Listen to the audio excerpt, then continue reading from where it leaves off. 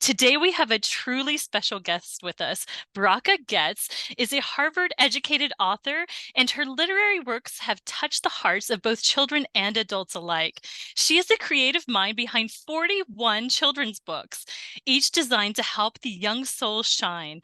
She's penned a candid memoir for adults entitled Nourish the Soul, Filling the Emptiness Within. Get ready for some personal development with Self-Development Sundays right now. Welcome, Bracha Goetz, to the show. Thank you so much. That was beautiful. Thank you. Can you tell us a little bit about your journey from being a Harvard graduate to becoming an observant Jew? How did this transformation happen, and how did it impact your life and your writing? Great question. Fantastic. Well, I would say, okay, so my memoir, it is not like a typical book. I actually found my old diaries and I took excerpts from them. So it's like highlights from age 12 all the way to age 32, 20 years.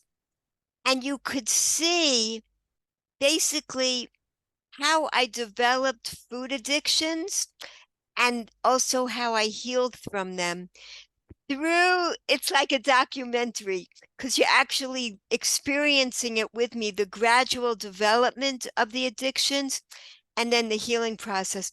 So what I say is, even though it looked like my life was a success on the outside, like doing really well at Harvard, going on to medical school, inside I was suffering terribly and the addictions were getting worse and worse. People can't tell from the outside, but an addiction, you it's a person does it in secret, so people don't even know what's happening. So it was hidden. People didn't know how I was suffering, but yet when I finally found what was nourishing my hungry soul, I was able to heal. And that's why when I found the diaries, it was like, oh, now I get it. Why did becoming an observant Jew, what did that have to do with the healing of my addictions? But that's what it explains. I finally have an epiphany. When I put the book together, I understood what one thing had to do with the other. My soul was starving, and when I finally nourished it, there was no longer a need for the addictions. It filled the emptiness inside. Wow. So you talk about it as a food addiction. So like any other addiction, like smoking or any other illicit drugs. So how does someone go about conquering that? Because it's not the same way as maybe smoking. The only thing that's different is you can't cut it out completely. You can't cut out eating completely while you could, just stop smoking or drinking. I just read this the other day when they say a person should tell a food addict to eat in moderation. That's like telling an alcoholic to just have one drink. It's ridiculous. Eat in moderation. No, that doesn't help. That's not helpful at all. So what the point is that there's a genuine emptiness, there's a genuine hunger. What I like about food addictions is the metaphor is so clear, but it applies across the board to any type of addiction, that we have a hunger inside, this emptiness. We try to fill it. With addictions, you try to fill it desperately with externalities, and it never fills it because it's not a physical hole. It's a spiritual hole. And what actually fills us up is gratitude. That is the spiritual ingredient that really is needed in order to fill the emptiness. And that's what I didn't find out until later in life, as a young adult, actually. And that's what changed the course of my whole life from then on. Gratitude. So Yes. so how do we start? Do you have like a gratitude practice? Yeah, well, in Judaism, actually, we have gratitude practices all day long. And many Jewish people don't realize that's what they are. But that's what it is. It's all these blessings that we say all day. We could say them mindlessly, or we can say them mindfully. So basically, it's opportunities, and everybody has opportunities throughout the day to mindful practices to experience gratitude for what you already have in life. Um, so like the first thing I say as part of the guidelines that I learned, the Jewish guidelines, the first word out of my mouth when I open my eyes is thank you. That's the way it begins. And it goes on like that throughout the rest of the day. But we all could live like that. Basically, one of my favorite examples is an orange. Just think about an orange. It's, first of all, it's all the fruit are green when they're beginning. They're camouflaged in with the leaves until they're bright and ready for us. Then they become beautiful colors, bright colors. I'm ready. They're calling us, right? So then an orange, it's the sweet juiciness is kept in for months. It's ready for us. It's individually packaged. In other words, it's made with infinite loving kindness and care. It's beautiful to look at, smells beautiful, tastes wonderful, and it's so good for us. So it's an unbelievably experience of eating with gratitude when you mindfully eat it. And when you finish it, you're left with the seeds. The seeds are seeds of eternity. They become infinite number of trees, an infinite number of oranges. So it was designed to give us this immense pleasure when we experience it with gratitude. It nourishes both our bodies and our souls when we experience them with gratitude.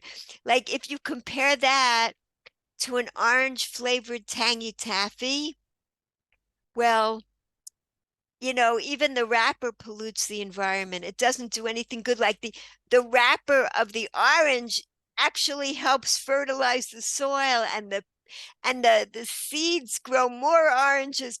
It's so different. It's designed with greed in mind. Like it's got this it's designed to have a bliss factor where it turns off your full meters, so you don't know when you're full when you eat junk, and it doesn't help you.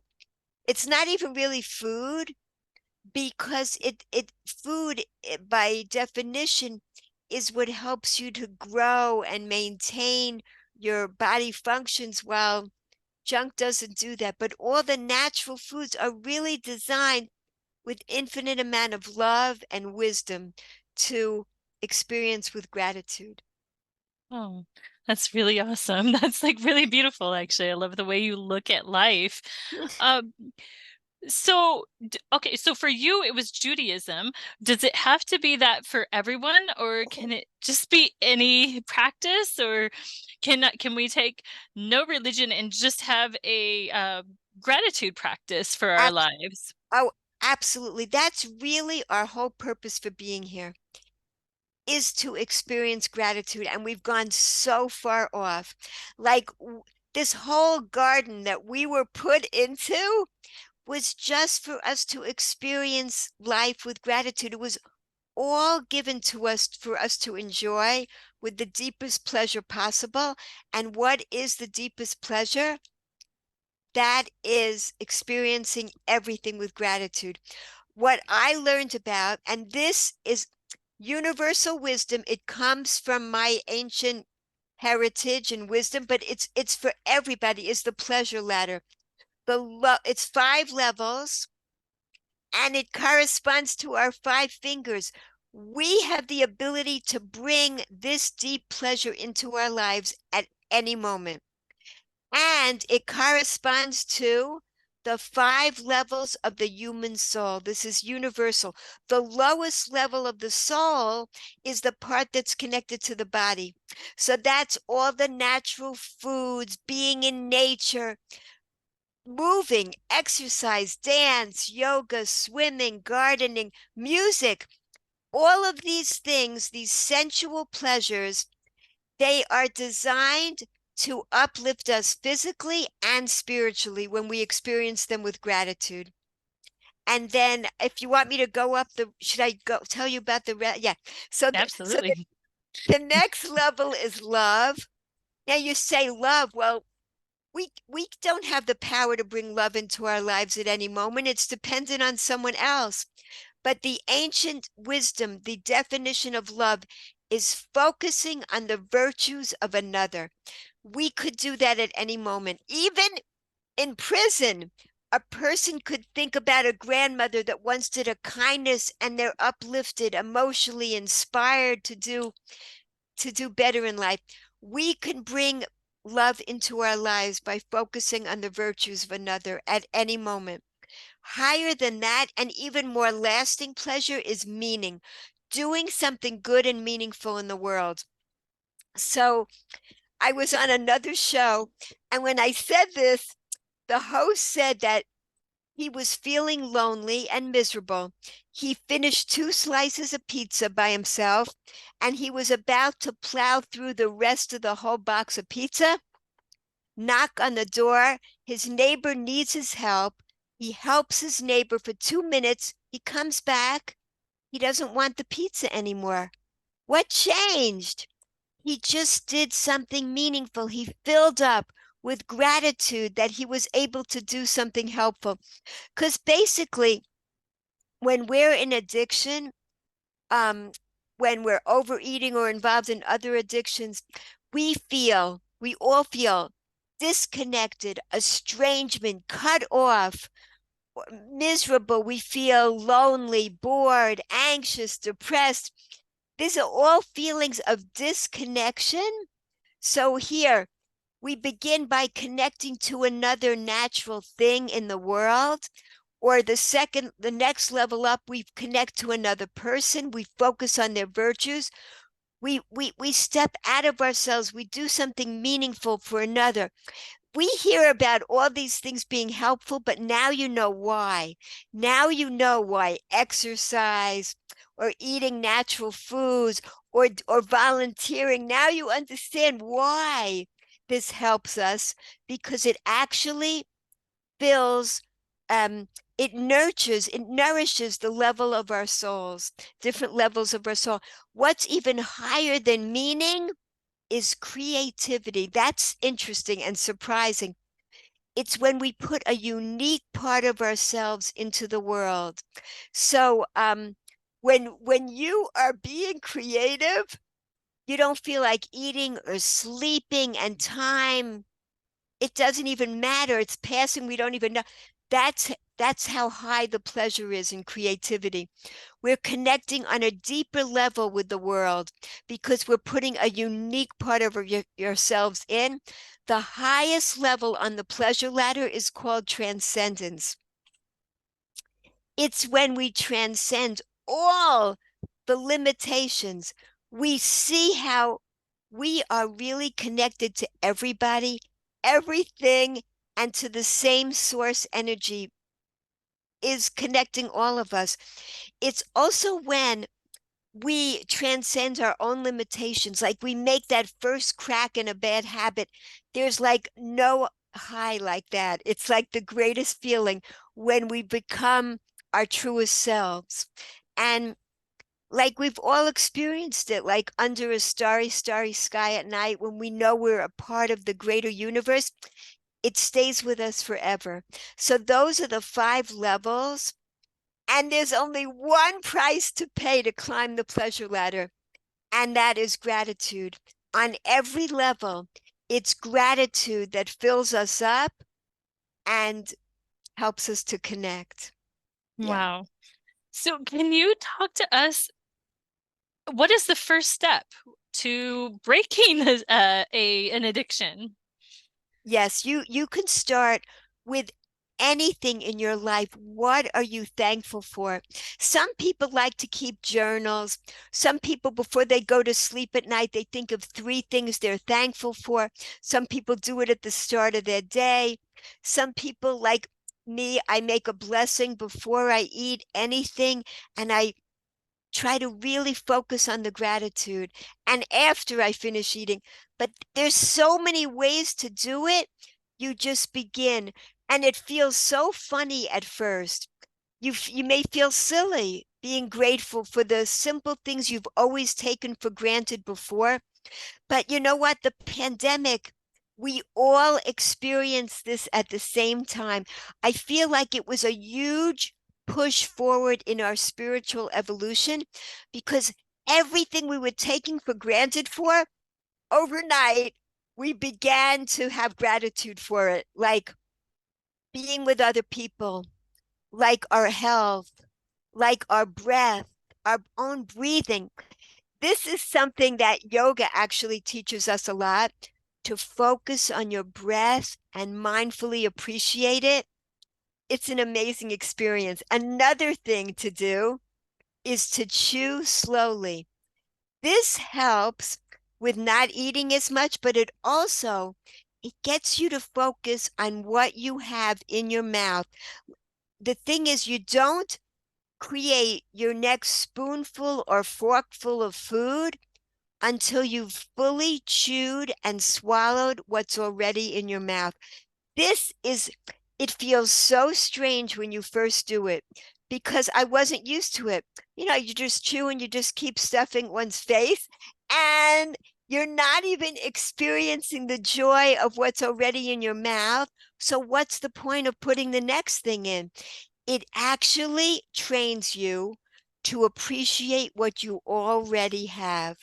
And once you get that down, it translates into other areas of your life as well. I've seen that happen to me. Once you savor what you already have, really you only experience the flavor for like 2 seconds while it's in your mouth. So you linger longer. You chew it slowly, you don't rush on to the next thing, and it becomes a pattern for how you live your life. Not stuffing the next thing in when you're not even appreciating what you already have. It it really changes you as a person. That's a way to begin. So you have created a system to recover from addiction joyfully. Yeah, exactly. Exactly. Like diets don't work for long. We all know that. It's it's a yo-yo dieting thing because how long can a person live with restriction? It just doesn't work. It's the opposite. Pour in the joy as much as possible into your life, and you'll never want that to end. That's how we pour in the joy, appreciating what we have, being grateful for the little things. There's a great saying, enjoy the little things in life because one day you'll realize those are the big things. Yes. Oh my gosh, that's absolutely true. So you're not even suggesting replace this with something else. You're saying this is completely change your life by just being grateful and everything will just fall into place. And it is replacing it in some ways because let's say I feel like overeating. I'm overeating and I say to myself, is it is it my body that's hungry or my soul? Because I realize another question I ask is, if I eat 95 more spoonfuls of this ice cream, is that going to fill me up? I know now it won't. I know that everybody knows it. It's not going to fill that emptiness. It's really lasting pleasure that we're craving. How do we find lasting pleasure? By becoming grateful. So that's it. So let's say if a person feels like overeating, they could say, oh, it's really that I want lasting pleasure. So what could I do? Well, I could eat something more healthy than what I'm eating right now, because who's going to eat like a whole bag of oranges? a bag of potato chips is designed to make a person eat addictively. It's designed to be addictive. In fact, that the junk is designed to be delicious and addictive, while the natural foods are designed to be delicious and nutritious, totally different. So we could say, oh, maybe I'll just eat an orange instead if I'm hungry, or an apple, or some nuts. And, or we could say, I'm just going to focus on what I appreciate about someone, and leave them a text message. The funny thing is, you don't even have to do it. Just thinking the thought already, it gets the neurons that are firing down here in the amygdala saying, there's a scarcity of pleasure in your life. You're scared. You don't have enough pleasure. You better keep stuffing your face. It gets the neurons to go zoom, zoom, zoom, zoom up to here, to the prefrontal cortex. And now you're saying, oh, is it my body that's hungry or my soul? So, okay, I'll think of what else I could do that could give me pleasure right now. I could open the window. I could feel the sunshine. I could turn on the music. I could start dancing. There's an infinite number of ways that everybody has the power to bring this lasting pleasure into their lives at any moment.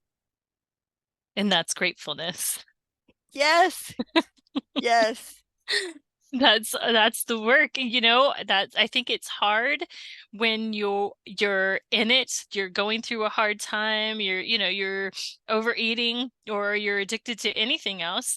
yes. It's hard to stop that and get into the mindset, I'm grateful.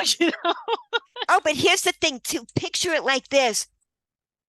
Let's say, and there's a voice in all our heads trying to make us miserable. This is natural.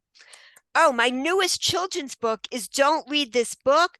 It teaches young children about this voice in their heads and how to outsmart it. So it took me 30 years to write this book because I didn't have all the wisdom I needed until last year. This is what it is. It's about, it gets us to focus on what we're lacking, gets us to focus and be miserable. Let's say everybody lapses and they overate something. It's oh, well, just be miserable now because you overate this junk. You might as well just throw it all away and just keep going.